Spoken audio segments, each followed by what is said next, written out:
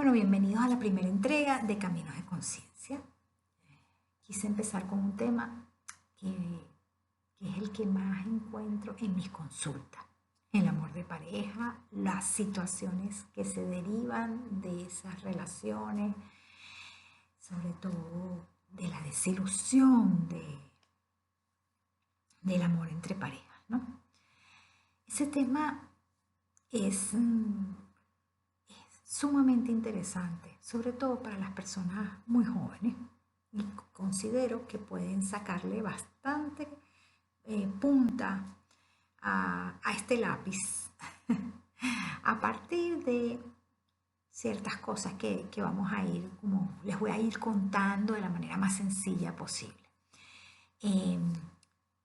Lo voy a dividir en 3 entregas, así que será 3 grabaciones como esta, de manera que puedan escucharlas y no sea tan denso, porque pues hay diferentes aspectos que vamos a ir tomando en cuenta sobre el enamoramiento y la ilusión del mismo, y me gustaría que pudieran apreciarlo desde diferentes ángulos.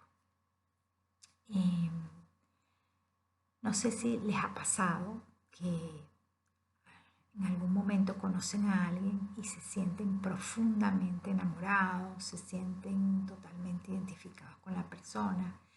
Llegan a un punto que sienten que esta es la horma de mi zapato, esta es la persona. Tienen esa certeza absoluta y de que es alguien especial, que es alguien que está totalmente, esa media naranja. Y luego con el tiempo, esa magia, ese brillo que tenía tanto la persona como los momentos que tenías con esa persona, empiezan a desaparecer. Las cosas empiezan a opacarse, ya no hay ese brillo, ya las cosas no te parecen tan mágicas. Y tal vez hasta caes un poco en la decepción, hasta te sientes estafado y engañado más de una vez. Y las cosas entran de la noche a la mañana en un espacio como más de decepción que de otra cosa. Y te preguntas, bueno, ¿qué pasó aquí? ¿Realmente esta persona me amaba? ¿Era realmente que yo le amaba? O sea, ¿qué es lo que está pasando acá? ¿Por qué de la noche a la mañana estoy viviendo este estado de decepción, de desilusión? Y hay alguien que explica de manera, yo creo que muy acertada, qué es lo que sucede con este proceso. Y es el psicólogo y psiquiatra Carl Gustav Jung, que hizo una aportación muy importante al área del inconsciente, de todo lo que tiene que ver con el inconsciente. Este es una figura que cada día está como más en boga. Fue un discípulo de Freud que decidió dudar de muchas de las cosas que planteaba Freud y buscar sus propias explicaciones hacia ciertos aspectos de la vida de las personas, de la manera en que pensaban, se relacionaban con el exterior y cómo se relacionaban consigo mismos a nivel interno. Y pues trajo de esas investigaciones y de ese permiso de hacer las cosas distintas, pues trajo aportes muy, muy interesantes y muy enriquecedores en diferentes áreas de la psicología y la psiquiatría. Y él dice, bueno, lo que la mayoría de las veces creemos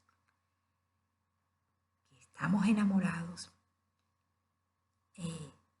no estamos enamorados de la otra persona realmente. Estamos enamorados de algo que nuestra mente puso en esa persona, bien sea una imagen que no hemos creado, una fantasía, un reflejo de lo que nos falta, de nuestras propias carencias afectivas.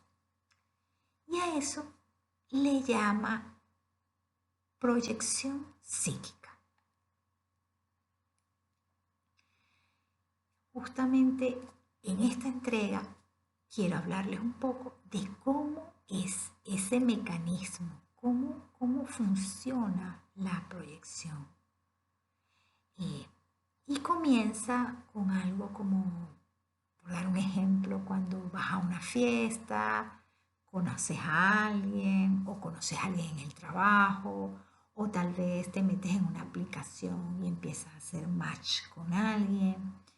Y desde el primer momento tú sientes que hay algo, una especie de reconocimiento, como si ya le conocieras desde siempre. Y eso hace que todo se acelere. Piensas en esa persona continuamente, revisas el celular, a ver, cada 2 minutos, a ver si te ha escrito algún mensaje. Cuando te encuentras con esa persona o cuando compartes, bien sea si sea online, pues te cambia el humor, te sientes que tu día está más ligero, o sea, de verdad te llena de color, ¿no? Y tienes esa sensación de que le conoces profundamente, aunque apenas lleven semanas o días hablando.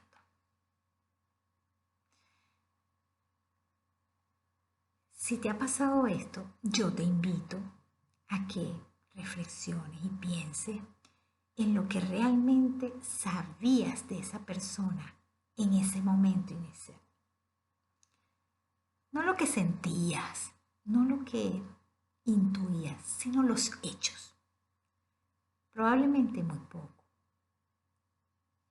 Su trabajo, sus gustos, alguna que otra historia, pero no sabías cómo reaccionaba bajo presión, cómo trataba a la gente cuando estaba cansado, por ejemplo, cansada, qué situaciones tenía que superar o problemas o heridas que traía familiares. Realmente tú sabías muy poco de esa persona. No tenías lo suficiente como para poder hacerte una idea de si era alguien con quien realmente valía la pena construir algo juntos. Y sin embargo, estabas convencido o convencida de que le conocías profundamente. Ahora, desde esta perspectiva que estamos haciendo, este ejercicio que estamos haciendo, ¿de dónde salió toda esa información que tú no tenías? Bueno, toda esa información te la inventaste tú. Tu mente tomó los pocos datos que tenía y construyó una imagen completa. Hizo toda una historia sobre un ser que tienes enfrente. Pero esa historia, esa imagen que creaste, no estaba basada en lo que esa persona era, sino en quien tú necesitabas que fuese. Voy a ponerte un ejemplo. Está Laura, que tiene 30 años. Su padre era un hombre emocionalmente ausente, distante, siempre trabajando, poco afectuoso. Laura crece con un vacío, sintiendo que, bueno, que tal vez no se merece o sí, o no es suficiente como persona para tener la atención de su padre. Esa es una herida que está ahí y que le acompaña porque es como una creencia que tiene y que no se da cuenta que la tiene además. ahora Laura conoce a Marco. Marco es un chico súper trabajador, un hombre ambicioso, súper ocupado, a veces esquivo porque, bueno, porque es ocupado. No siempre responde los mensajes, a veces desaparece por día. Es muy cariñoso, pero es intermitente. ¿Y qué siente Laura? Laura se enamora perdidamente. Cree que es porque Marcos es especial, que tiene una conexión única. Pero lo que realmente está pasando es que Marcos activa exactamente la misma herida que su padre dejó. El inconsciente de Laura reconoce el patrón familiar y se enciende. ¿Por qué? Porque el inconsciente no busca tu felicidad inmediata.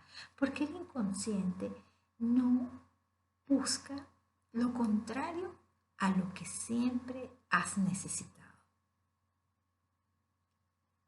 Busca que sanes. Y su forma de empujarte a sanar es ponerte enfrente la persona que representa esa herida o esa necesidad que tienes, ese vacío que hay que llenar, y te la va a poner una y otra vez hasta que tú puedas identificar que tú vienes con ese vacío, que tú vienes con esa herida. Entonces Laura no se enamoró de Marco, se enamoró de la oportunidad de sanar la herida que trae desde pequeña por la ausencia de su padre. Proyectó en Marcos toda esa carencia que arrastra desde niña, y esa proyección se sintió como amor. Pero no era amor, era reconocimiento de una herida. Y siguiendo con esas enseñanzas, esos aportes de Jung describió unos como, vamos a decir, como modelos a nivel social, de la sociedad humana, pues, que se le conoce como arquetipos. Y dentro de esos arquetipos hay dos que se vienen perfectamente a esto que estamos hablando. Uno se llama ánima y el otro se llama animus. Jung decía que todos llevamos dentro una imagen del sexo opuesto. Los hombres llevan el ánima, que es la imagen de lo femenino, y las mujeres llevan el animus, que es la imagen de lo masculino. Estas imágenes no son neutrales, están moldeadas por nuestros padres. O sea, ¿quiénes han sido las figuras que hemos visto en representación del lado femenino y del lado masculino? Los primeros que tenemos somos nuestros padres o esas figuras que nos criaron. Esas figuras de autoridad que estuvieron allí para protegernos, para apoyarnos, para alimentarnos, para, ¿sabes?, en el día a día. Entonces, nosotros de allí vamos a copiar o vamos a construir, de lo único que conocemos, vamos a construir nuestra figura de lo femenino y de lo masculino. Entonces, cuando un hombre se enamora perdidamente, muchas veces no se está enamorando de la mujer real, sino de su ánima proyectada sobre ella. Está viendo la imagen idealizada de lo femenino que construyó desde niño, basado en quién, en su madre o en la mujer que le crió.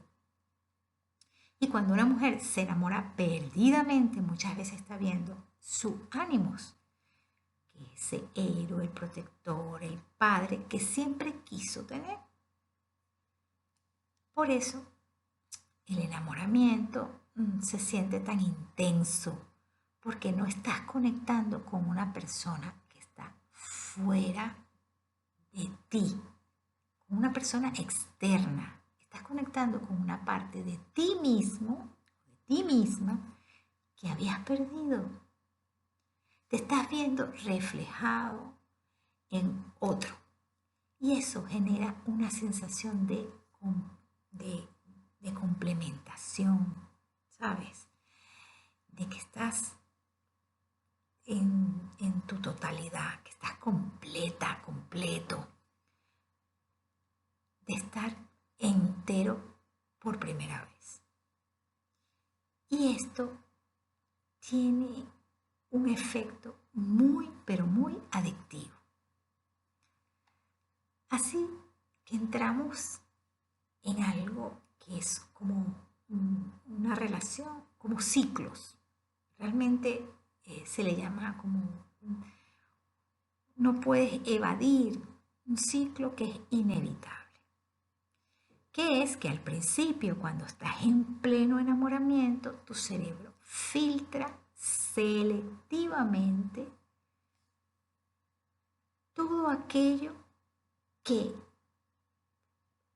afirme, confirme tu sistema de creencia y la imagen que has creado sobre la persona con la que te estás relacionando. E ignora todo aquello que esa persona haga o diga que contradiga lo que tú ya ideaste sobre él o ella. Así que si crees que es cariñosa, vas a notar cada gesto de afecto y pasas por alto todo aquello que sea esos momentos y esas acciones de frialdad que pueda tener contigo o con cualquier otra persona. Así que ese filtro que creamos y esa manera de acondicionar nuestra visión sobre esa persona, pues no puede durar para siempre. La persona real sigue ahí, enfrente de nosotros. Está allí, detrás, justo de la proyección que hemos creado. Y eventualmente hará algo, dirá algo que no va a encajar con esa proyección. Dirá algo que contradice la imagen que construiste. Y allí va a empezar a resquebrajarse la imagen. Muchas veces idealizamos tanto que la otra persona sabe y siente que no le percibes de una manera real y comenzará a hacer cosas que serán como choques de realidad para que tú despiertes.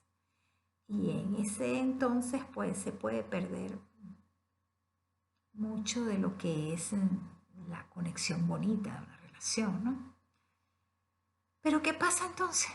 Bueno, al principio de ese ciclo, como les había dicho, empieza el estado de negación. Entonces tú buscas excusas. Ay, no, es que tuve un mal día. Ay, no. No quiso decir eso. Lo que pasa es que a veces pues, es difícil para que él se sepa explicar. No. O ella. No, lo que tuvo fue estrés. Es que tiene tanto trabajo hoy. Que bueno. Y así vamos poniendo excusas, pero las grietas se van cada vez haciendo más grandes, cada vez hay más en esa imagen que hemos creado, que se va resquebrajando cada vez más. Y bueno, llega un día en que miras y te das cuenta que lo que veías antes ya no está, que el brillo que tenía ya desapareció, que eso que te inspiraba de manera tan especial no está. ¿Y qué pasó? Que la proyección se cayó. Empezaste a ver a la persona real, a la persona tal y cual es. Y la persona real no coincide con la imagen que tú construiste sobre ella. Y el tema es que no es ni responsabilidad y mucho menos culpa de él o de ella. Esa persona siempre fue como fue. Simplemente tú no veías lo que tenías que ver. Así que, en conclusión, puede llegar un momento en el que puedes sentirte totalmente decepcionado porque te encuentras con una realidad que te quitó no solo la ilusión que tenías sobre esa persona, sino también la ilusión que tenías sobre ti, sobre tu capacidad de juzgar, sobre tu capacidad de creer que conoces quién es la persona ideal para ti, que conoces de qué trata el amar. Y allí es donde la mayoría comete el error que los mantiene atrapados. Porque asumen que simplemente eligieron mal. Asumen que fueron víctimas de un engaño. Asumen que esa persona no les valoró. O no supo apreciar lo que se les dio, por ejemplo. Pero que la próxima vez será diferente. Y salen a buscar nuevamente su nueva oportunidad, su nuevo amor, se vuelven a enamorar, vuelven a proyectar, vuelven a sentir esa magia hasta que la proyección vuelve a caerse. Y así van repitiendo ese ciclo donde pueden pasar gran parte de su juventud, a veces gran parte de su adultez y tal vez hasta toda su vida enamorándose, desilusionándose, buscando otra persona, repitiendo ese patrón o tal vez quedándose con esa pareja con la firme convicción de que tienen que vivir con un engaño encima, o sea, de que, bueno, fueron estafados, como quien dice, pero que hay que seguir por los hijos, etcétera, etcétera, etcétera. En cambio, hay otras personas que después que sufren, después que sienten ese dolor, a veces hay que sufrir muchas veces o llegar a un tope de dolor que solo conocemos nosotros, cuál es el límite. Empiezan a darse cuenta del patrón. Empiezan a preguntarse, ¿por qué siempre me pasa esto? ¿Por qué siempre elijo lo mismo? ¿Por qué siempre termino igual? Y esa pregunta, cuando es genuina, cuando realmente sale de ese cansancio y de esa obstinación de decir, ¿qué pasa conmigo? Cuando realmente quieren saber la respuesta, es que se empieza o es el inicio del despertar.